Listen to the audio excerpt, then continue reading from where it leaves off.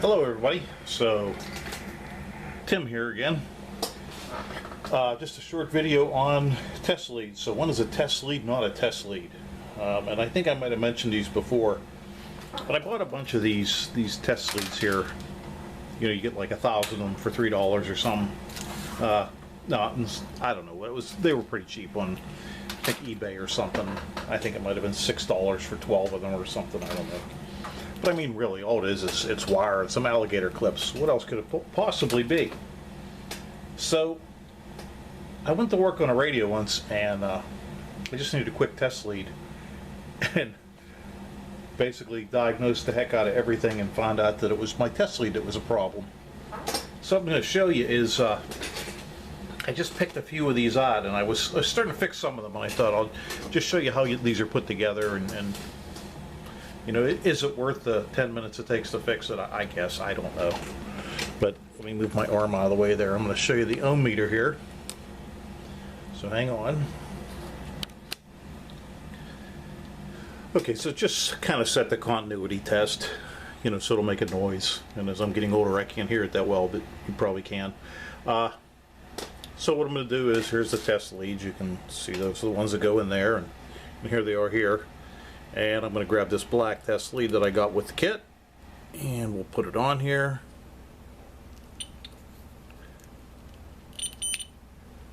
Hang on, it was working for a second.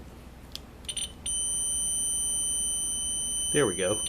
Shake it around a little bit, like shake and break test leads. But as you can see, it's not a real good contact. It goes up and down, up and down. And that's pretty much typical. Actually, this one works better than some of them. Some of them don't even give me a tone, but I'll show you real quick how they're put together.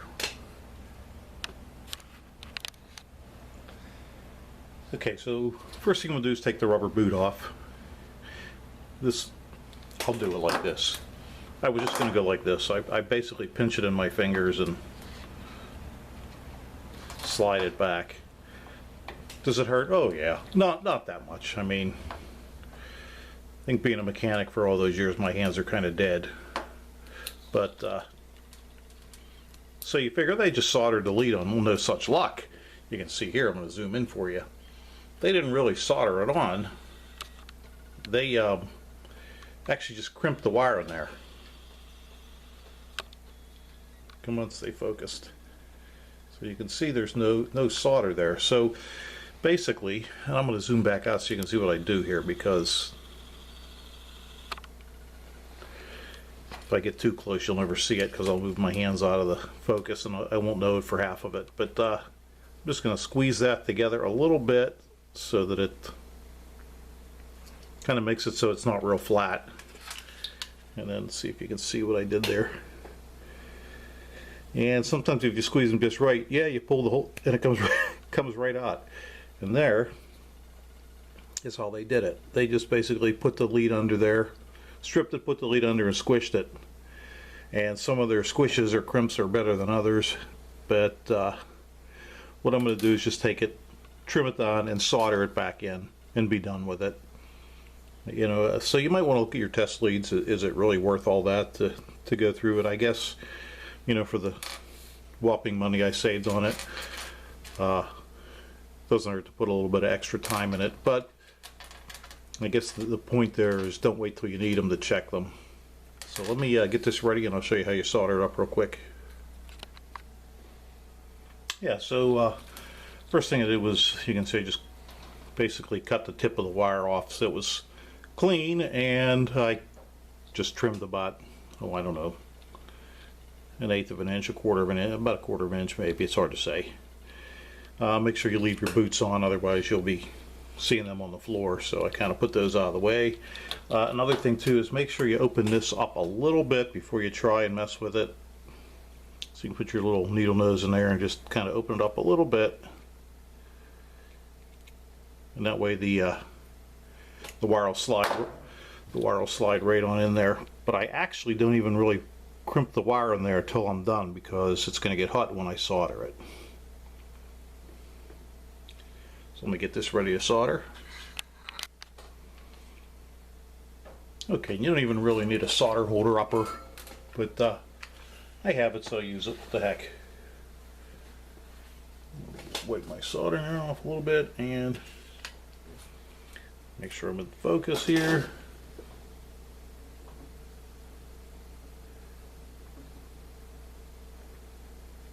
Takes just a second to get the actual alligator clip hot enough. And there you go. So let it cool down for a second, and then I'll crimp the wire in there, slide the little black collar over, and it'll be good as new. Ah! Just kidding. Alright, so here, as you can see that, no, I didn't crimp it in yet because I didn't want to melt it in there. And you can use a crimper or even just needle nose. I mean, the wire's not that resilient anyhow that I'm going to be putting that much strain on it that I really need a stress relief or a strain relief here. So there's that. Then I'll slide the guess I should have just thrown this one out. Yeah, the alligator clip is broken on this one. So I wasted all that time for nothing. Okay, got the pin all the way back in, and it's working. Probably spent way too much time on that. It took 4 or 5 minutes to do that. Okay, so then I'm just going to put the little rubber doohickey back on again. Slide it over. And there we go. There's one. I'll do the same thing on that end. I'll check the alligator clip before I do it. Yeah, this crimp looks older, but you can see, look how chintzy the crimp is too. I don't know if you can really see it. There's the head side, and then that'll be the crimp side. So let me get this one ready, and we'll solder this one up as well. All right, this little guy here is ready.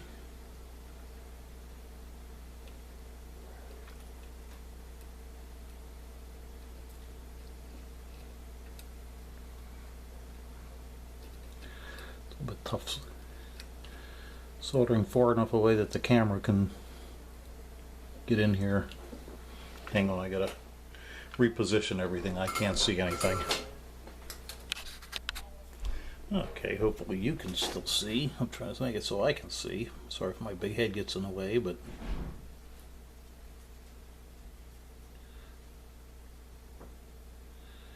there it goes. Okay. Voila. Just want the solder to flow on the metal clip. The wire will flow easily. Alrighty, so that one's on, and I'm just going to throw it in here. Throw it through here. I've already opened them a little bit, but I got to open them a little bit more to get the wire in.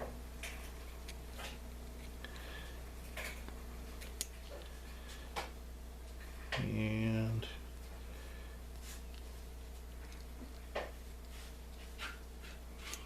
you know, whenever I do things, I always remind myself of Clouseau from the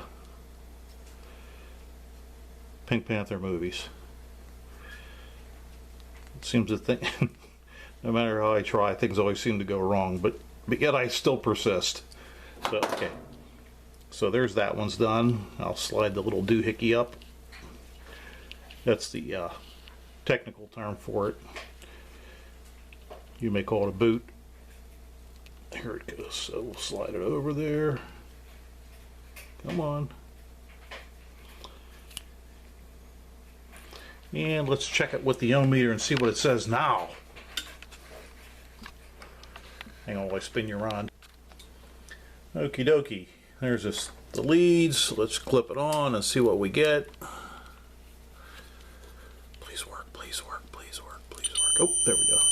Alright, and there you can see I can shake it around. And now I'm getting below 1 ohm. So this video is entirely too long to fix some old junk cables, but hopefully you'll learn a lesson to check the ones you have before you start any projects and think it's maybe a switch or something and realize you got bad cables. So thanks for watching. See ya.